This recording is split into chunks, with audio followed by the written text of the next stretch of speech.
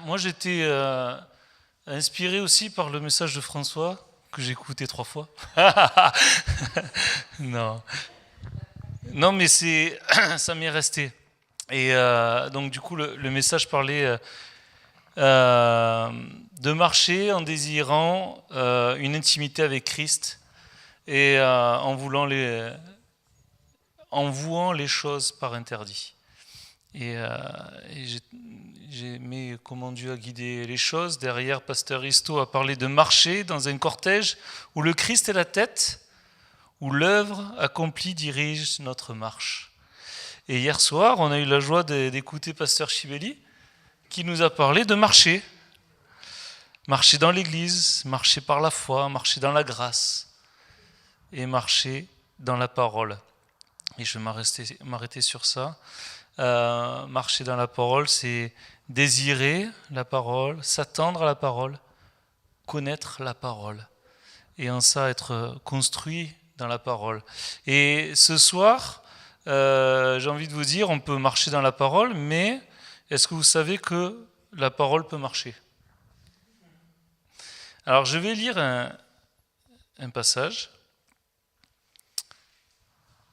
et vous allez voir.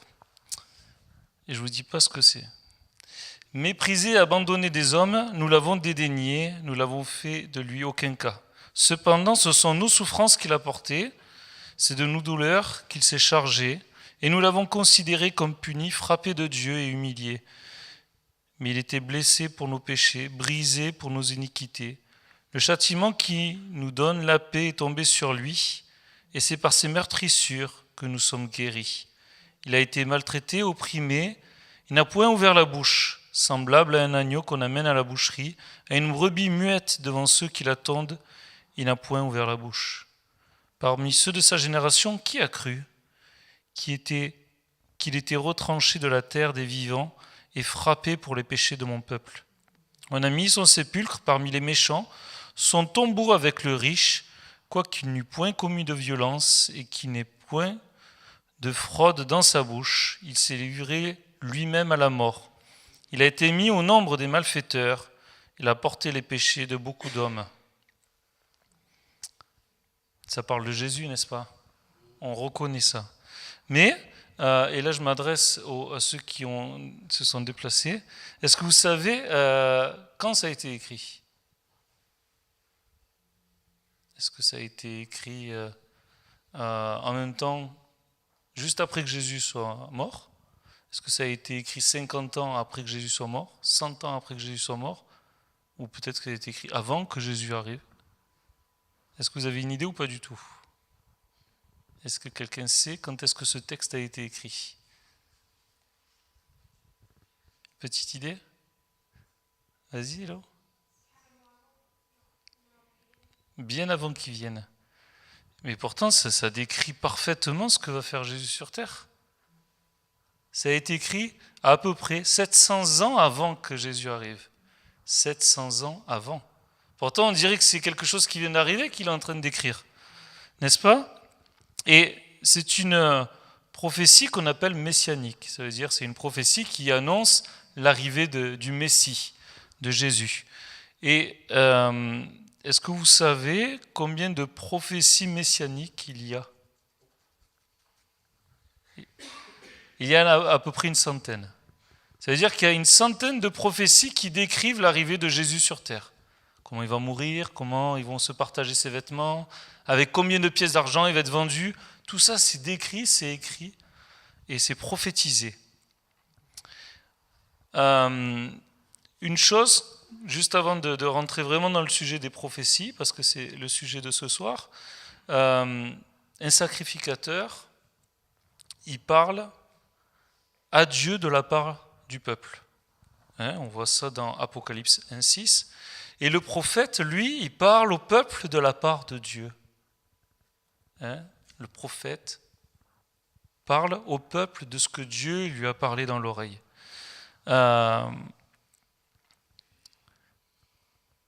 Donc une prophétie est une parole qui marche. Donc il y a un porteur et des personnes qui l'attendent et attendent sa réalisation. Les porteurs vont devoir se succéder pour que le monde n'oublie pas la prophétie. C'est donc une parole qui franchit les siècles, les âges, les dynasties, les générations, mais à ceux qui l'écoutent et l'attendent, elle procure la vie. Dans Habakkuk 2, au verset 3, il nous est parlé de 3 choses que la prophétie a fait. Il est dit, car c'est une prophétie dont le temps est déjà fixé. Ça veut dire que cette prophétie-là, il y a un moment où elle va être réalisée. C'est à ce moment-là ça va se réaliser. Donc la prophétie, elle a un temps fixé. D'accord ? Elle marche vers son terme. Encore cette histoire de marcher. Et j'ai aimé Arnaud, et au milieu des jeunes, je ne le voyais pas. Et j'ai aimé Arnaud, dans la louange, tu as parlé de marcher, et tu as parlé de parcourir les monts et les mers. Je trouvais, ça m'a ramené là-dedans. Et là, on voit que la prophétie, elle marche vers son terme. Hein ? Parce que des fois, on a l'impression que Dieu nous a oubliés, ou que plus rien ne se passe. Mais en fait, la prophétie, elle continue d'avancer. Elle marche vers son terme, en silence des fois, cachée des fois, mais elle marche vers son terme, elle avance. Et des fois, on a l'impression que Dieu fait rien, il ne se passe plus rien, mais la prophétie, elle avance. Les promesses de Dieu avancent. Et la troisième chose que l'on peut voir, elle marche vers son terme, et elle ne mentira pas. Elle dit la vérité, et elle parle de la vérité. Et ça finit par, si elle tarde, attends-la, car elle s'accomplira certainement. C'est certain. Les prophéties de Dieu, elles s'accomplissent certainement. Elles ont un temps fixé. On a l'impression que des fois rien se passe, mais elles marchent, elles avancent. Les choses se passent. Et elles ne mentent pas. C'est-à-dire que c'est vraiment la vérité. Ça va se passer. Et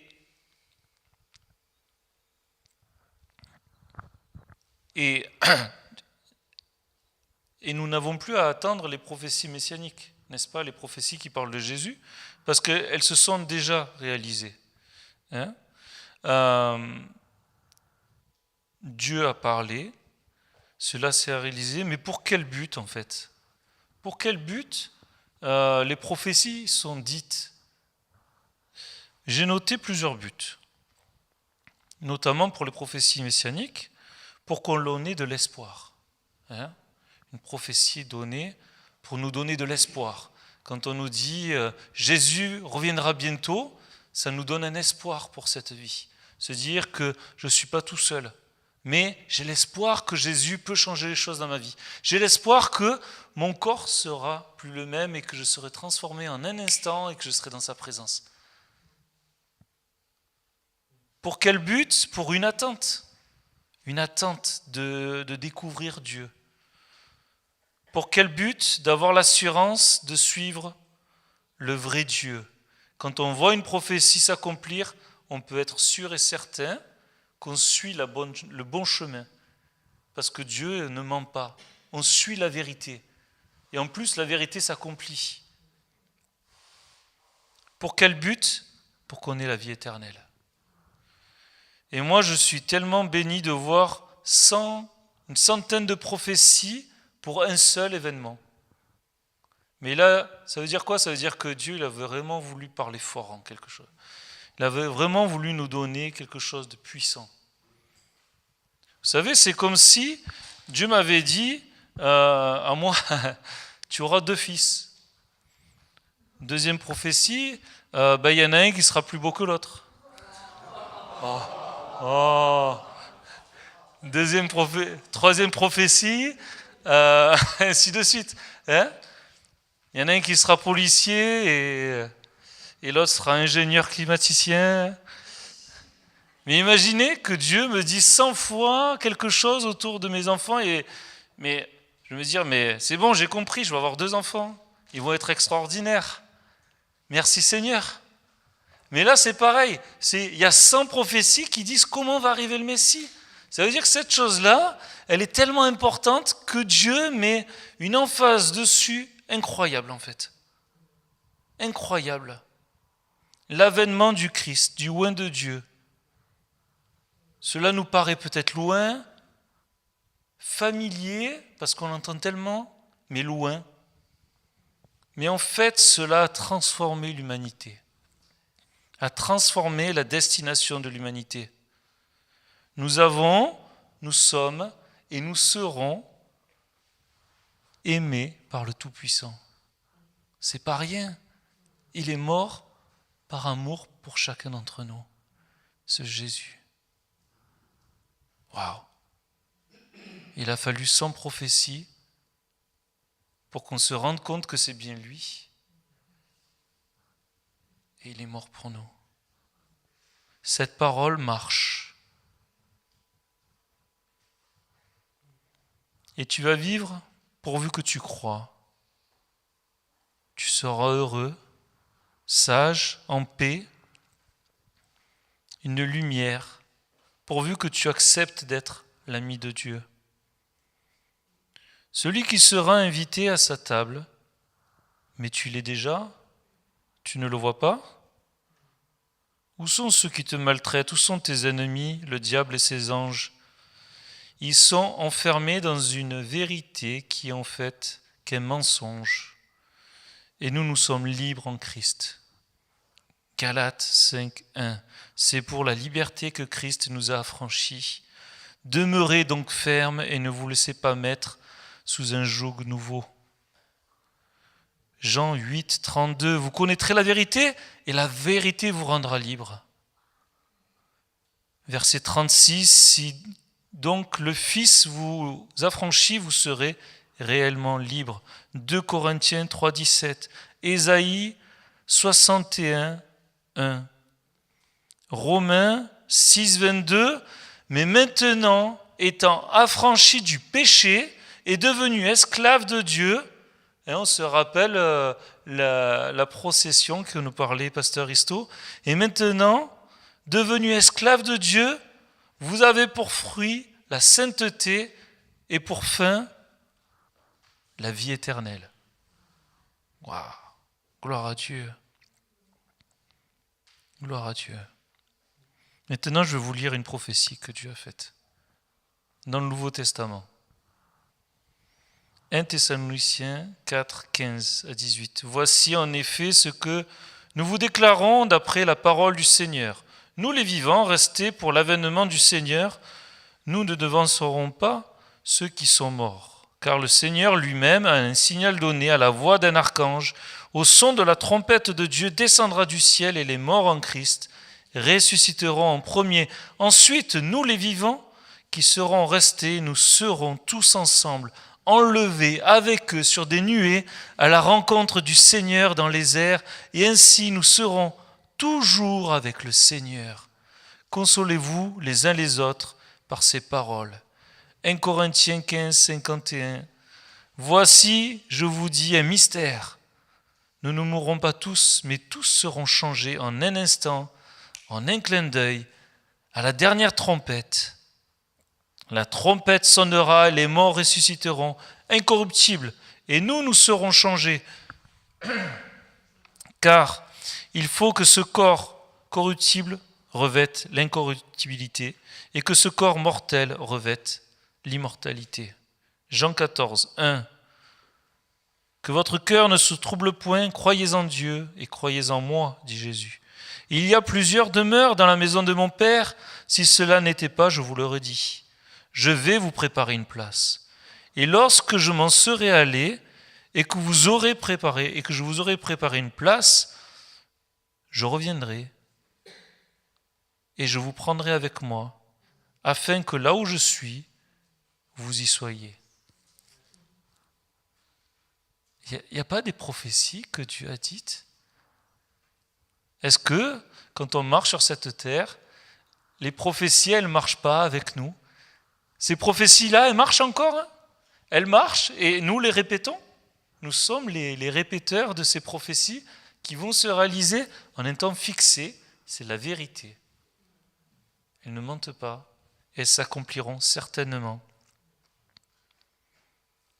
Nous allons vivre éternellement libres dans la présence de Dieu parce que nous l'aurons choisi et pas subi, parce que nous l'aurons aimé et pas rejeté, parce que nous l'aurons suivi en marchant dans ses pas, et pas parce que nous ne serons assis avec les méchants. Notre récompense sera grande, nous le verrons tel qu'il est, nous serons dans sa présence éternellement, comme des vacances sans fin. Gloire à Dieu. La boucle est bouclée sur les vacances.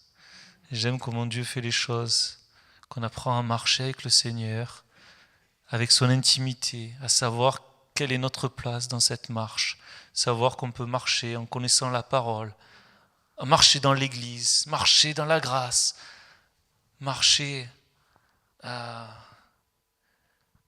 Qu'est-ce qu'il avait dit encore? Marcher par la foi, dans l'amour, dans l'évangile. Marcher, marcher. Et les prophéties marchent avec nous. Elles sont là, et elles sont vraies, et elles se réalisent tout autour de nous. Et on est des fois un peuple oublieux, mais soyons un peuple qui est avec l'oreille tendue, écoutons les merveilles de Dieu, et émerveillons-nous de ce qu'elles disent. Parce que la parole de Dieu est une perle de grand prix.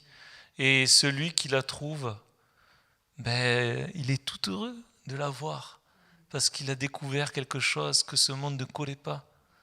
Et dans mon cœur, moi, j'ai quelque chose que ce monde ne connaît pas. Et j'ai envie de le proclamer, j'ai envie de le dire, parce que quand Dieu fait quelque chose dans notre cœur, c'est toujours quelque chose de nouveau.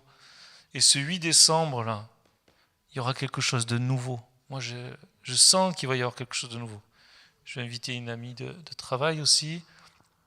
Et tous ceux qui veulent m'aider, voilà, il y aura le service, il y aura d'autres choses. N'hésitez pas, venez me voir. Hein. On va se régaler de servir, on va se régaler de faire plein de choses. Et on va se régaler de voir Dieu agir. Vous savez ça? On peut être des ravis. Dans la crèche, il y a le ravi. Celui qui lève les mains et qui fait « Waouh, Seigneur, merci pour tout ce que tu fais !» Ça, c'est le ravi.